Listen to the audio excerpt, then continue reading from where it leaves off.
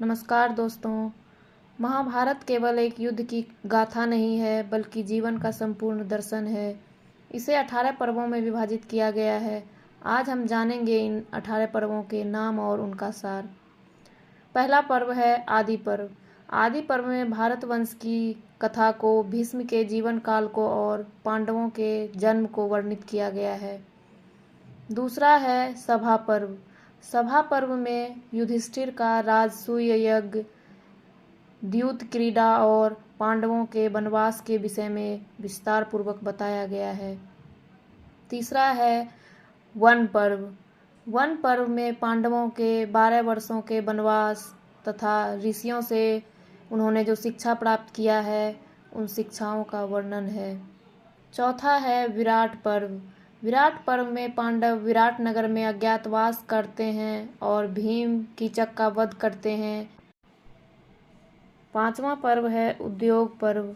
उद्योग पर्व में श्री कृष्ण शांति दूत बनकर हस्तिनापुर जाते हैं, लेकिन युद्ध टल नहीं पाता है। छठा पर्व है भीष्म पर्व। भीष्म पर्व में कुरुक्षेत्र युद्ध का आरंभ और श्री कृष्ण द्वारा अर्जुन को गीता का उपदेश दिया जाता है। सातवां पर्व है द्रोण पर्व। द्रोण पर्व में द्रोणाचार्य सेनापति बनते हैं और चक्रव्यूह में अभिमन्यु वीर गति को प्राप्त होते हैं। आठवां पर्व है कर्ण पर्व। कर्ण पर्व में कर्ण सेनापति बनते हैं और अर्जुन द्वारा कर्ण का वध होता है। नवां पर्व है शल्य पर्व। शल्य पर्व में शल्य सेनापति बनते हैं और कौरवों का विनाश होता है। 10वां पर्व है सौप्तिक पर्व। सौप्तिक पर्व में अश्वत्थामा रात्रि में पांडव पुत्रों का वध करता है।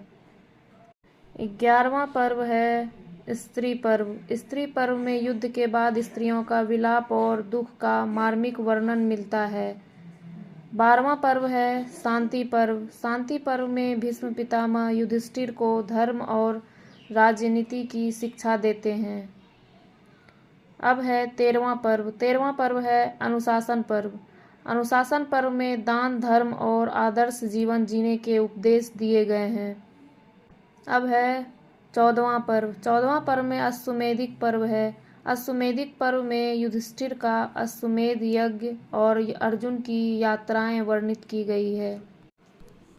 अब है 15वां पर्व आश्रम वार्षिक पर्व। आश्रम वार्षिक पर्व में धृतराष्ट्र, गांधारी और कुंती का वनवास और देहांत आता है। 16वां पर्व है मौसल पर्व। मौसल पर्व में यादव वंश का नाश और श्री कृष्ण का देह त्याग होता है। अब है 17वां पर्व। 17वां पर्व में महाप्रस्थानिक पर्व है। इस महाप्रस्थानिक पर्व में पांडव हिमालय की ओर अंतिम यात्रा पर निकलते हैं। अब है अंतिम पर्व 18वां पर्व। 18वां पर्व है स्वर्गारोहण पर्व। स्वर्गारोहण पर्व में युधिष्ठिर सहित पांडवों का स्वर्गारोहण और मोक्ष का वर्णन किया गया है।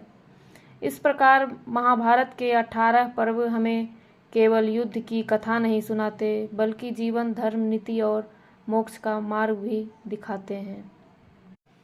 आशा करती हूँ कि आपको ये वीडियो पसंद आया होगा। अगर वीडियो पसंद आई हो तो वीडियो को लाइक करें, शेयर करें तथा चैनल को सब्सक्राइब करें। जय हिंद।